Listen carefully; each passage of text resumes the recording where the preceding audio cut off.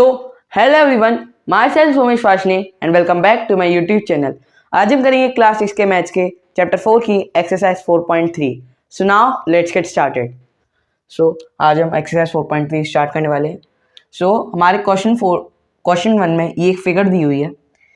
ये देखो, ये 4 साइडेड फिगर है, तो इसका मतलब क्या है? एक क्वाड्रिलेटरल है। 4 साइडेड फिगर क्या होती है? क्वाड्रिलेटरल।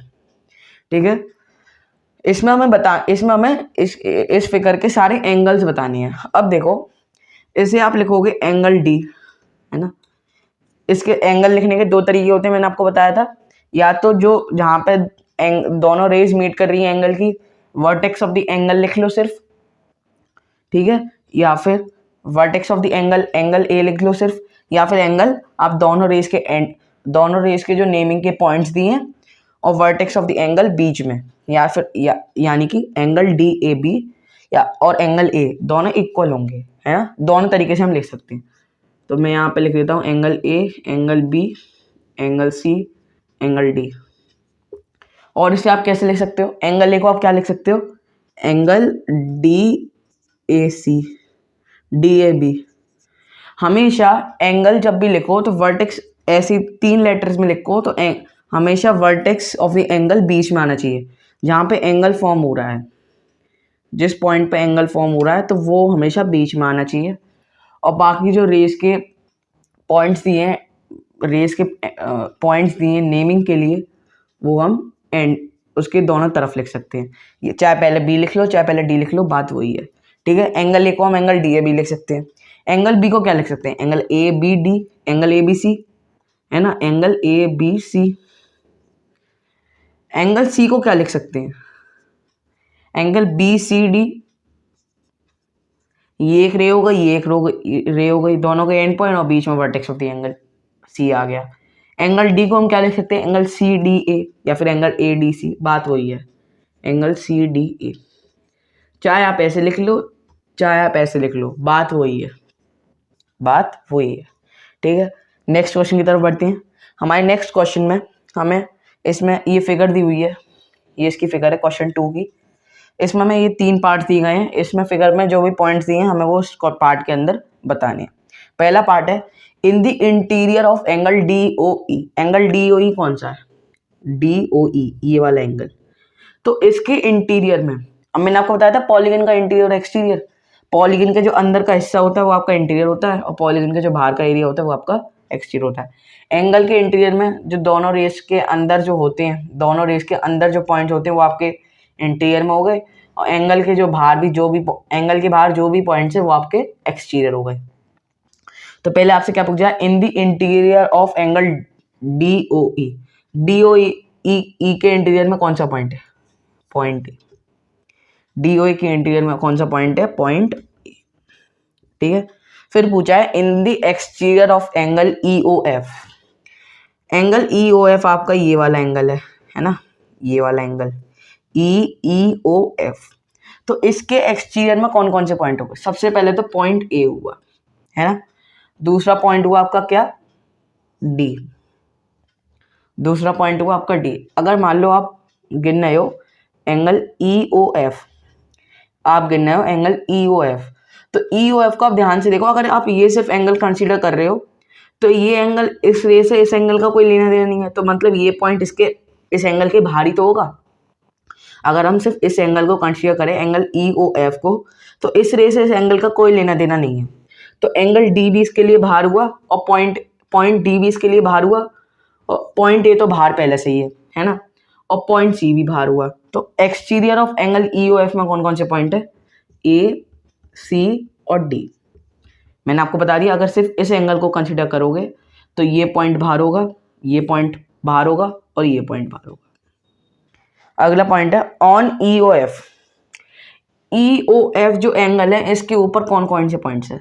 सबसे पहले तो पॉइंट बी, पॉइंट बी। फिर क्या है? जब ई ओ एफ एंगल बनना है तो उसके ऊपर एफ भी एक पॉइंट है। ये पूरा एंगल है, तो ये दोनों रोज एंगल है, तो ये दोनों रेस भी एंगल में इंक्लूड होंगी। तो पॉइंट एफ भी है, पॉइंट ई भी है, और पॉइंट ओ भी है।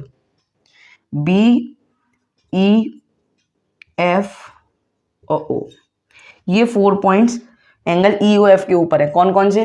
जब ई ओ एफ एक ऐसा एंगल है तो इसके ऊपर कौन कौन से पॉइंट्स है, एक ई है, एक एफ है, एक बी है और एक ओ भी है। तो ये 4 पॉइंट्स हो गए इस एंगल के ऊपर। ठीक है, ये था आंसर आपके क्वेश्चन 1 और 2 के। So now let's start the next question. So हमारे क्वेश्चन 3 में हमें इस क्वेश्चन में दिया गया है कि हमें 2 एंगल्स का, हर पार्ट में 2 एंगल्स होने चाहिए, उनका हमें रफ डायग्राम बनाना है और उसमें ये चीज़ें इंक्लूड होनी चाहिए। ठीक है, सबसे पहला पार्ट है ऐसे 2 एंगल बनाने जिसमें एक पॉइंट कॉमन आए। ऐसे 2 एंगल बनाने हैं जिसमें एक पॉइंट कॉमन आए। अब आप देखो, जब आप एक एंगल ऐसे बनाओगे और एक एंगल ऐसे बनाओगे, एक एंगल ऐसे बनाओगे तो ये एंगल है, इसे आप ए दे दो, इसे आप बी दे दो, इसे आप सी दे दो और ये ओ है। तो जब आप एंगल ए ओ बी देखोगे, एंगल ए ओ बी, तो उसमें एंगल ए ओ बी ये आपका ए एक पॉइंट हो गया, ओ एक पॉइंट हो गया, बी एक पॉइंट हो गया। और फिर देखोगे एंगल है आप बी ओ सी, इसमें आपका बी एक पॉइंट हो गया, ओ एक पॉइंट हो गया, सी एक पॉइंट हो गया। अब इसमें कॉमन देखो तो एक बी आ रहा है, एक ओ आ रहा है, 2 पॉइंट्स कॉमन आ रहे हैं। लेकिन हमें सिर्फ और सिर्फ 1 पॉइंट कॉमन चाहिए। यहाँ पे एक पॉइंट तो कॉमन आ रहा है लेकिन दूसरा भी साथ साथ आ रहा है, लेकिन हमें उसमें ऐसे 2 एंगल चाहिए, सिर्फ और सिर्फ उसमें एक एंगल एक पॉइंट कॉमन हो। तो आप क्या करो, यहाँ से एक और रे खींच दो और इस एंगल को कंसिडर मत करो। ये 2 एंगल्स को आप देखो, एंगल, इस एंगल को हटा दो, एंगल ए ओ बी और एंगल, इसे आप डी पॉइंट ले लो, सी ओ डी। अब इसमें आप कॉमन देखो, सिर्फ और सिर्फ ओ आ रहा है, सिर्फ और सिर्फ ओ आ रहा है। आप क्या करो, एक पॉइंट ले लो, उससे 4 रेज खींच दो, ऊपर वाला एंगल इंक्लूड कर लो और नीचे वाला एंगल, बीच वाले को आप इंक्लूड मत करो। तो आप ये दोनों एंगल्स देखोगे, क्वेश्चन में 2 एंगल्स का डायग्राम पूछा था, हमने 2 एंगल्स देख लिए, ये हमारा एंगल 1, ये एंगल 2 एंगल्स देख लिए, एक एंगल एक ही एंगल। ठीक है, तो इसमें जब हम नेमिंग करेंगे तो इसमें कॉमन क्या आ रहा है, सिर्फ और सिर्फ ओ।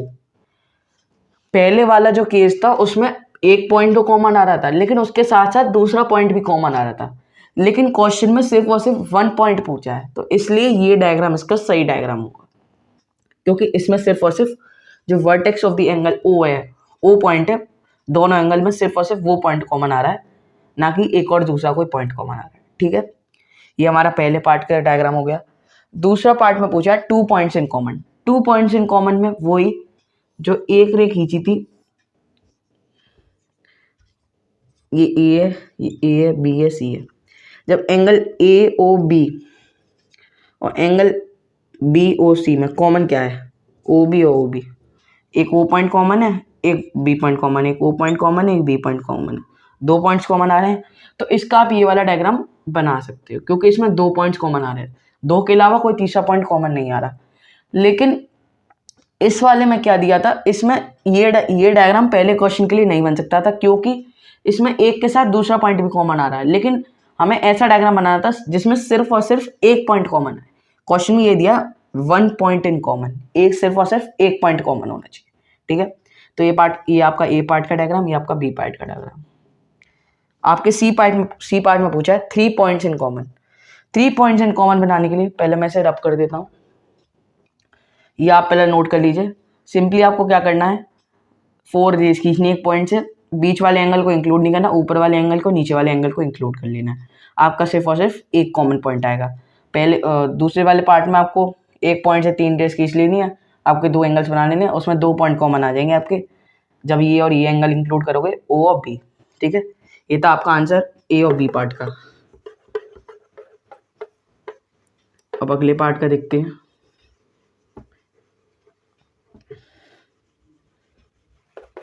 अगले पार्ट में हमें सी पार्ट का आंसर देखते हैं। सी पार्ट में पूछा है 3 पॉइंट्स इन कॉमन। अब 3 पॉइंट्स इन कॉमन बनाने के लिए आप सबसे पहले तो सेकंड वाले क्वेश्चन की तरह 2 एंगल बना लीजिए, ओ बी ए और सी। 2 एंगल हैं ए ओ बी और बी ओ सी। यहाँ पे 2 पॉइंट तो कॉमन आ रहे हैं, ओ और बी, लेकिन हमें एक और पॉइंट चाहिए। तो यहाँ पे ओ बी जब एक रे कॉमन आ रही है, जो दो एंगल में जो रे कॉमन आती है उस पर आप एक और पॉइंट ले लो, डी। तो आपके एंगल ए ओ बी और एंगल बी ओ सी में 3 पॉइंट्स कॉमन आ रहे हैं, एक तो ओ डी बी। नेमिंग में डी नहीं लिखा जाता, लेकिन रे तो आ रही है और रे के ऊपर पॉइंट है तो वो भी इंक्लूड होगा। इसका मतलब आपके तीनों पॉइंट्स इंक्लूड होंगे। सी पार्ट का आपका ये डायग्राम हो गया। सिंपली आपको सेकंड वाले क्वेश्चन की तरह दो एंगल बना लेने हैं। उसमें आपको दो पॉइंट्स तो कॉमन आएंगे, एंगल ए और बी में और एंगल बी और सी में दो पॉइंट्स तो कॉमन आ रहे हैं, ओ बी और ओ बी, है ना, ओ बी और ओ बी दो पॉइंट्स कॉमन आ रहे हैं। लेकिन आपको एक और पॉइंट चाहिए, तो आप जो कॉमन रे आ रही है, ऐसी 4 पॉइंट्स में पूछा जाए तो आपको जो कॉमन रे आ रही है उस पर आपको एक और पॉइंट ऐड कर देना है, तो वो आपके सारे कॉमन पॉइंट्स हो गए। क्यों? क्योंकि वो कॉमन रे है उस दोनों एंगलों की, तो उस पर जितने भी पॉइंट्स होंगे वो सारे कॉमन पॉइंट्स होंगे उन दोनों एंगल्स के। ठीक है, तो आप यहाँ पे आपने डी पॉइंट ले लिया, यहाँ पे आपने डी पॉइंट ले लिया, तो आपके 3 पॉइंट्स कॉमन हो गए, ओ डी और बी। ये आपका डायग्राम हो गया थर्ड वाले का।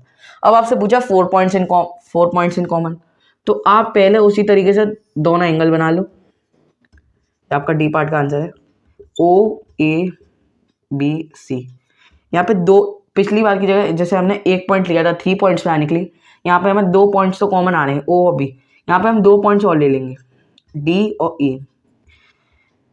सेम उसी तरह जब ये दोनों एंगल देखेंगे तो नेमिंग में तो सिर्फ ये दोनों पॉइंट्स कॉमन आ रहे हैं, लेकिन ओ बी एक कॉमन रे है, ओ बी दोनों में आ रहा है, ओ बी यहाँ भी आ रही है, ओ बी यहाँ भी आ रही है, तो ओ बी कॉमन रे है।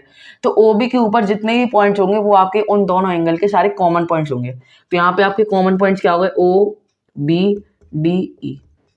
तो 4 पॉइंट्स इन कॉमन आ गए ना दोनों एंगल में। नेमिंग पे आप मत जाओ, नेमिंग में तो आपके सिर्फ 2 पॉइंट्स कॉमन आ रहे हैं, लेकिन नेमिंग में एक रे कॉमन भी आ रही है, एक रे भी कॉमन आ रही है। तो उस रे पे जितने भी पॉइंट्स आप बनाओगे वो सारे पॉइंट्स आपके कॉमन होंगे उन दोनों एंगल्स में। ठीक है, तो आपके इसमें ये आपका डायग्राम हो गया फोर्थ वाले का, ये आपका डायग्राम हो गया थर्ड वाले का। अब पूछा है फिफ्थ पार्ट में वन रे इन कॉमन। वन रे इन कॉमन तो आप सिंपली से ऐसी एक बना दो एंगल, ये ओ, ये आपका ए, ये आपका बी, ये आपका सी। एंगल ए ओ बी और एंगल बी और सी क्या आ रहा है, ओ बी एक कॉमन रे आ रही है, ओ बी एक कॉमन रे आ रही है, ये एंगल ये इसमें भी इंक्लूड है, ये इसमें भी इंक्लूड है, तो इन दोनों एंगल में ओ बी एक कॉमन रे है, ओ बी एक कॉमन रे है। तो ये आपका डायग्राम हो गया लास्ट वाले पार्ट का।